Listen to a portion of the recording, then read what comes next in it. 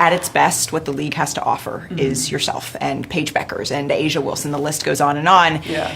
And yet so much of the discourse feels completely and totally unrelated to that.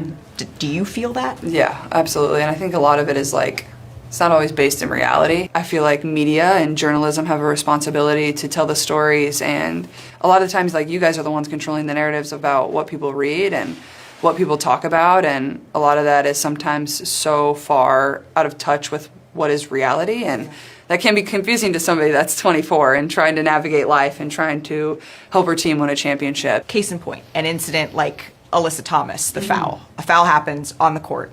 Yeah. You move on, she moves on, Yeah. and that should be the end of it. 100%. So top down, what needs to be done so that that is? It seems like there's always a moment like that in every season that I've played so far, and I think for myself, like I just try to navigate it the best I can. It gets exhausting, it gets frustrating, because I think especially like that's a perfect example of like, yeah, it was a hard foul, and it should have been dealt with in the moment, and they should have decided what it was then and reviewed it. Great, we move on. You see it happen in the NBA all the time.